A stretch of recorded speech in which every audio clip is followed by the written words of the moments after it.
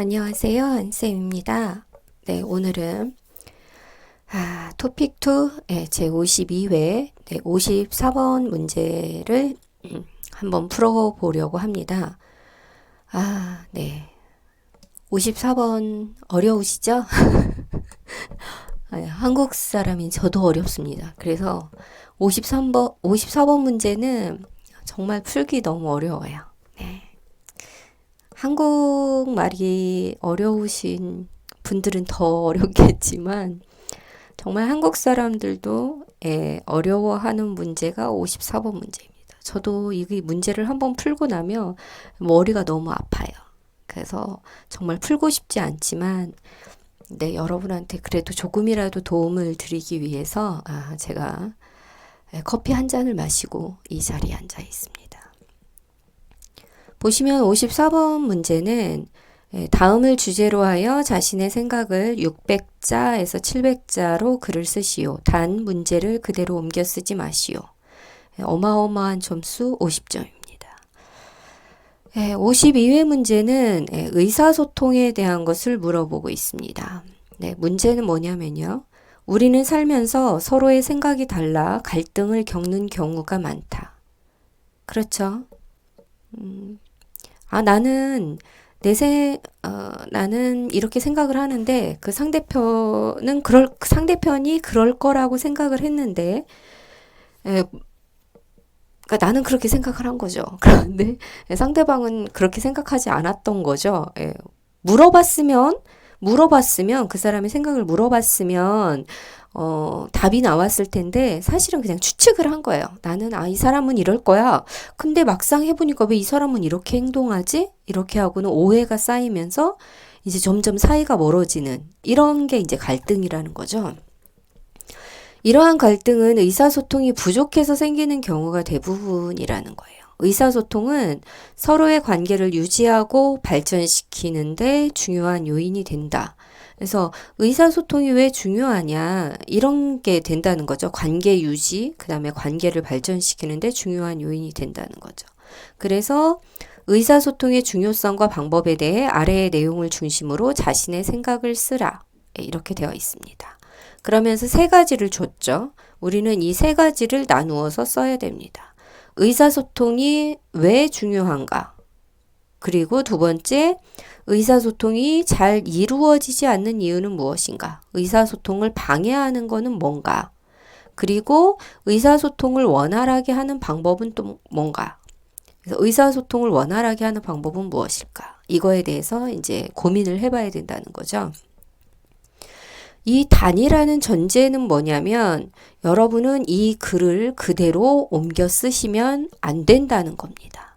왜냐하면 54번 이렇게 토픽 쓰기 총 4문항이 나와 있는데 이 4문항의 경우에는 사람이 채점을 합니다. 한국인이 채점을 하게 되는데 채점을 하면서 이제 주관적인 생각이 많이 들어가겠죠. 그래가지고 채점을 이렇게 하다 보면 그래도 조금이라도 쓰면은 부분 점수를 줍니다. 그래서 50점은 못 맞아도 어느 정도만 쓰면 뭐 예를 들어 10점, 20점 이렇게 점수를 준다라는 거예요. 그런데 이 내용이 똑같이 쓰면 이렇게 원고지는 좀 썼는데 이대로 똑같이 쓴 경우에는 이제 점수를 절대로 주지 않겠다고 이렇게 단서 사항을 적어 놓은 겁니다.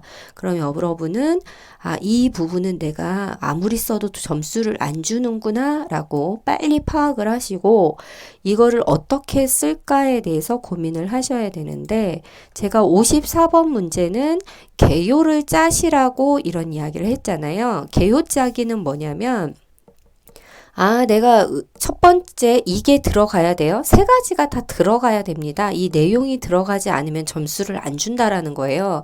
의사소통이 왜 중요한가에 대해서 내가 몇 가지를 키워드를 이렇게 좀 생각을 해보는 거야. 의사소통 왜 중요하지? 갈등을 해소할 수 있어. 아까 여기 갈등 뭐 이런 게 나왔으니까 갈등을 해소할 수 있고 관계를 유지할 수 있겠어. 그리고 좀 더 발전된 관계를 할 수 있지. 그래서 중요해. 여기에 좀 나오는 거잖아요. 이걸 어떻게 이제 그 말로 조금 더 풀었을 것인가? 이거는 고민해 봐야 되겠죠? 그리고 의사소통을 방해하는 게 뭘까? 여러분 좀 생각해 보세요. 요즘 저는 이게 가장 중요하다고 생각해요. 휴대폰. 예. 요즘 한국 사람들은 어디 가게에 가도요. 가족이 모여서 갔어요. 가족이 모여서 갔는데 한마디도 하지 않습니다. 다 휴대폰을 보고 있어요. 예, 휴대폰이 저는 의사소통을 방해한다라고 생각하고 있습니다. 네. 눈을 마주치고 이야기를 해야 되는데 다들 다른 세상에 가 있는 거죠. 그러니까 이게 방해하지 않는가. 또 개인주의라고 한 거는 자기만의 세상을 좀 중요시하기 때문에 이렇게 조금 같이 어울려서 하는 것들 그러면 조금 내가 좀 손해보지 않을까? 이런 생각이 좀 드는 것 같아서 이걸 써봤고요. 그럼 의사소통을 원활하게 하기 위해서는 이런 방해 요소를 없애야 되는 거죠. 휴대폰, 그러니까 같이 모여서 이야기를 나눌 때는 그러니까 휴대폰 좀 없애야 되고 내가 좀 더 이렇게 좀 배려라든지 아니면 내가 좀 손해보는 그런 것들이 있어야 이제 의사소통도 더 잘 되는 거 아닐까. 사실은 이게 54번의 문제는 정답이 없는 문제입니다. 쓰기는 다 그래요. 쓰기는 정답은 없어요. 얼마나 내 생각을 그럴듯하게 자신의 생각을 쓰라는 거잖아요. 그런 거를 이제 이야기를 해 나가시면 되고 저도 이거를 한참 전에 썼었습니다. 그래서 이거에 대해서 지금의 생각은 또 다르게 쓸 수 있어요. 제가 이 의사소통에 대해서 몇 개월 후에 쓴다고 하면 또 다른 내용의 글이 될 수도 있다라는 거죠. 그래서 100명의 사람이 54번 문제를 쓰면 100명의 글이 다 다를 수밖에 없어요. 똑같을 수가 없죠. 그리고 토픽이라는 시험 자체가 문제은행이 아니기 때문에 항상 달라요. 다른 주제거든요. 다른 주제에 갑자기 던져진 문제이기 때문에 여러분은 그걸 어떻게 내 거화해서 쓰느냐가 굉장히 중요하고요.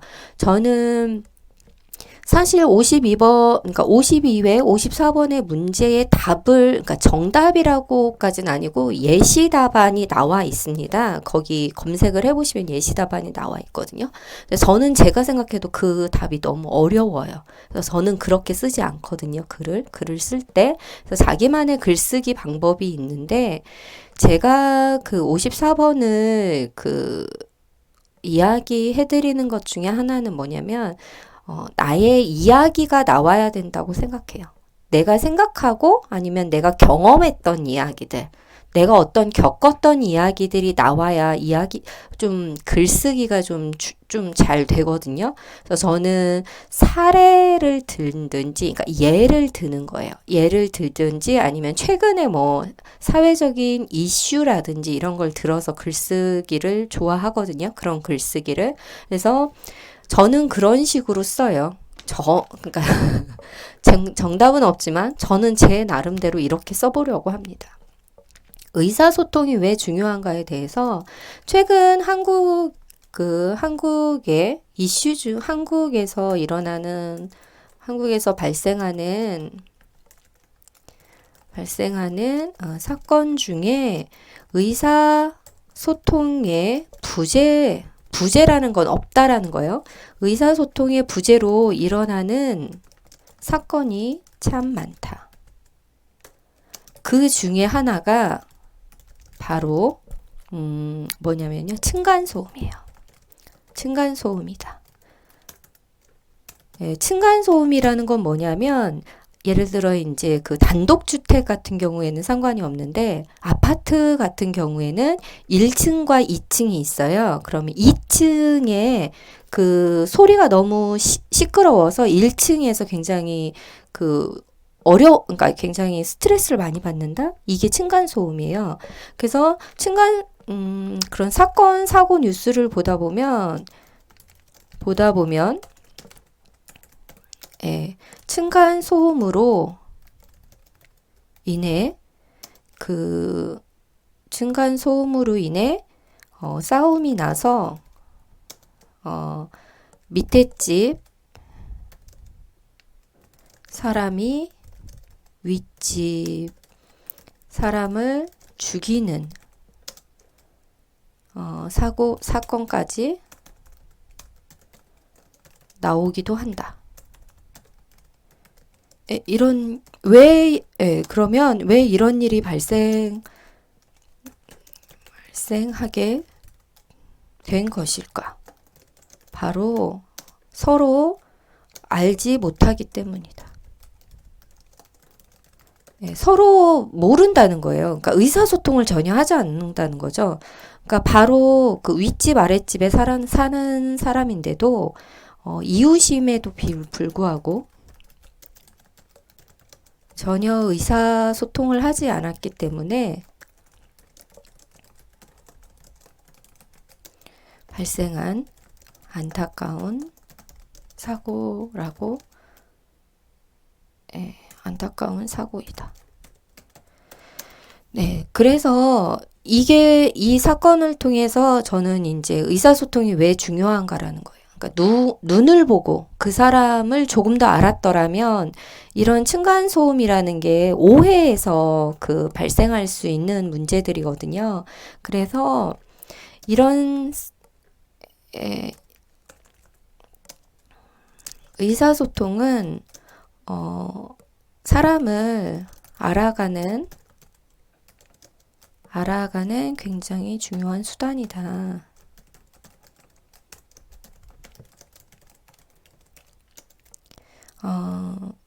층간소음의 문제도 이웃 간의 문제도 의사소통을 통해서 충분히 해결할 수 있고, 관계도 좋은 관계로 유지할 수 있는 강력한 무기이다. 그럼에도 현대사회는 의사소통을 막는 여러 가지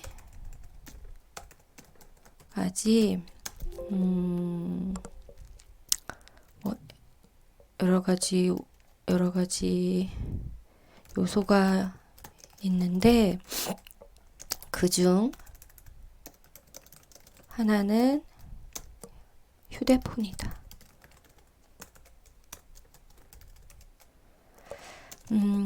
식당에서 가족이 식사를 하는데 전혀 대화가 없는 모습을 본 적이 있는가? 모두들 휴대폰에 정신을 놓고 있다. 밥을 먹으러 왔음에도 같이 모여 있음에도 전혀 의사소통이 이루어지고 있지 않다. 현대 문물이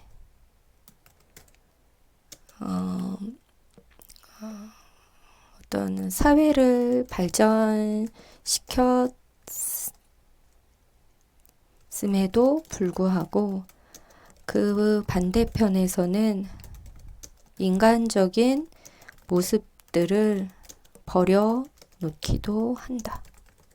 네, 저는 휴대폰이 그런 의사소통을 방해한다라고 생각을 해요. 그래서 의사소통이 이루어지기 위해서는 우리의 휴대폰을 잠깐 내려놓고 사람의 눈을 바라보며 이야기를 하는 모습이 필요하다고 생각한다. 자신이 전하고 싶은 말을 문자나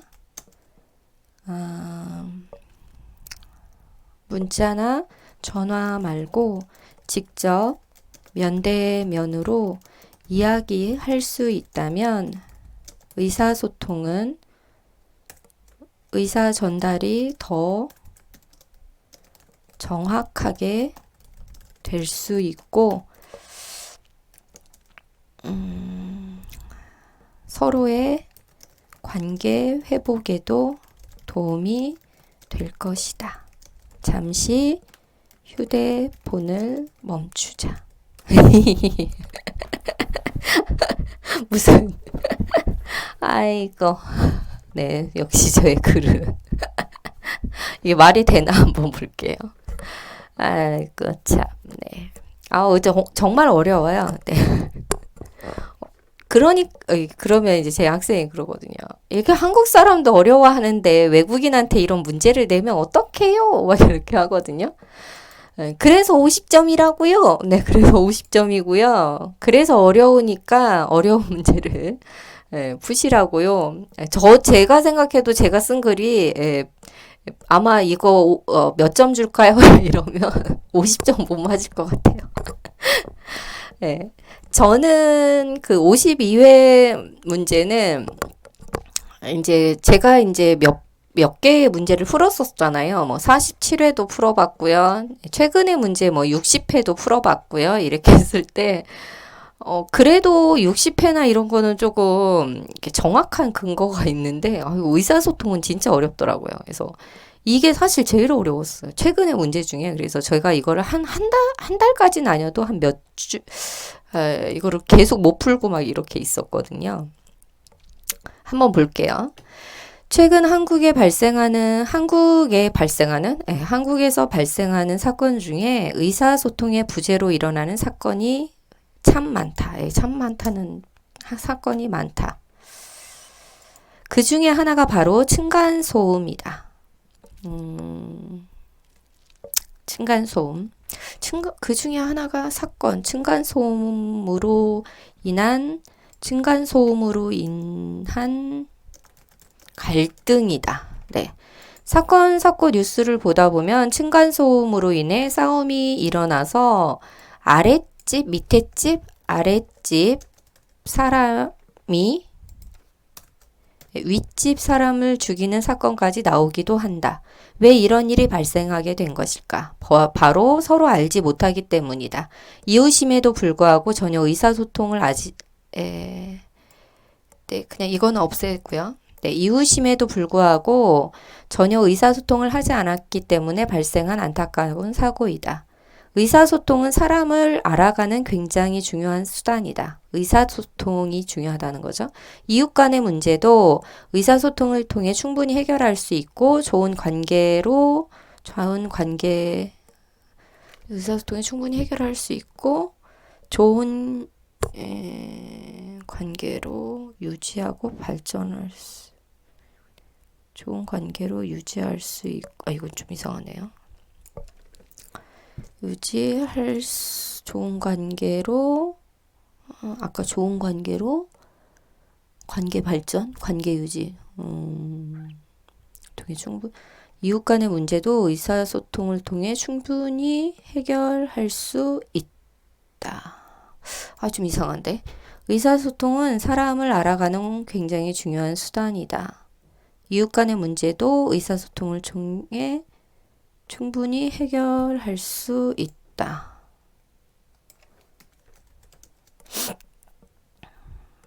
하지만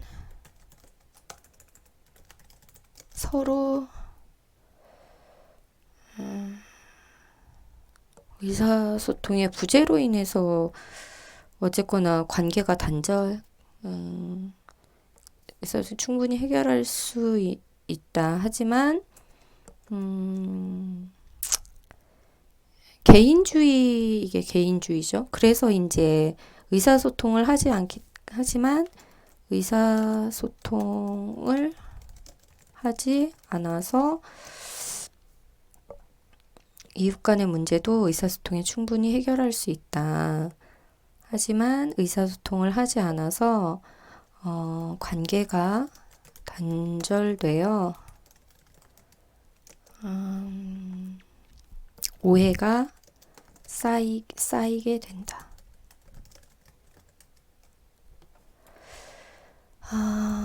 현대 사회에서 의사소통을 막는 여러 가지 요소가 있는데 그 중 하나는 휴대폰이다. 이거를 연결을 해야겠네요. 식당에서 가족이 이것도 그냥 이렇게 연결. 의사 네. 현대사회에서 의사소통을 막는 여러 가지 요소가 있는데 그 중 하나는 휴대폰이다. 식당에서 가족이 식사를 하는데 전혀 대화가 없는 모습을 본 적이 있는가? 모두들 휴대폰에 정신을 놓고 있다. 같이 모여 있음에도 전혀 의사소통이 이루어지고 있지 않다.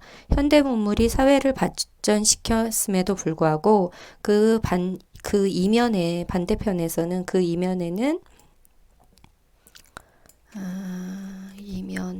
인간적인 모습들을 버려놓기도 한다. 인간적인 모습들을 버리다? 약간 이상한데. 인간적인 모습들이 사라지기도